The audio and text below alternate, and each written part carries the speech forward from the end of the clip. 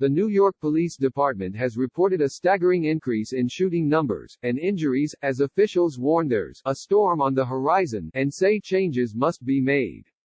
An estimated 72 people were wounded in 53 shootings citywide from June 15 through Sunday night, an NYPD spokesperson said Monday morning. The department saw 14 shooting victims in 12 shootings for the same time period last year, data shows.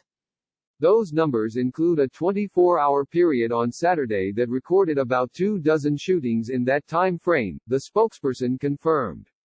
NYPD Commissioner Dermot Shea said Monday morning that skyrocketing shooting numbers are just the latest symptom of a much bigger problem. I hope I'm not the only one. It takes a long time to turn a ship that sees the iceberg directly in front of us, Shea told NY1 on Monday morning. We've been trending this way for a while. NYPD officer suspended after video emerges apparently showing chokehold during Queens boardwalk arrest. Shea was featured on the show to discuss a recent chokehold incident that occurred in Queens over the weekend, which resulted in an officer being suspended without pay while the department further investigates the use of force.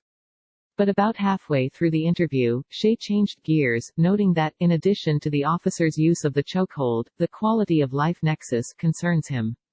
He outlined the latest shooting numbers and stressed, if people aren't talking about it, they are going to be soon. At least 17 people injured in multiple shootings overnight in NYC. We had 100 shootings in May, first time we hit that number in probably 5 years. We were trending up before COVID hit on shooting, he said. The shame of this is I've been warning people since November or December that this is coming. A month or two ago, I told you that there is a storm on the horizon. Shea emphasized the need to have hard conversations about quality of life issues and said, nearly every shooting that occurred over the weekend involved marijuana, alcohol and dice games. We cannot step away from quality of life policing. And we also need to support our police officers that are out there doing a very difficult job, he said. We cannot expect the police to go out there and fix laws that are broken. We cannot stop our way out of this problem. We need bad people held accountable, and right now we have a lack of accountability. Just Sunday, the NYPD's Chief of Crime Control Strategies, who oversees crime statistics and trends in the city, told the New York Post the gun arrests that the police department has made are stalled because courts have been closed as a result of the pandemic. We have over 1,000 people that have been indicted on a gun possession charge, where the cases are open, and they are walking around the streets of New York today, Michael LaPetri told the Post. Roughly 800 more people were charged with criminal possession of a weapon but have not yet been formally indicted.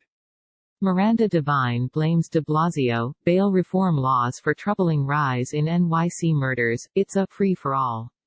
It's gonna be a massive backlog, LaPetri continued. We're concerned. As for the shooting numbers for the whole year, an estimated 17% were cases in which the shooter or the victim was a parolee, LaPetri told the Post. Click here to get the Fox News app. We've never seen a higher percentage of parolee-involved incidents with shootings, he said, since we've been tracking it in 2005.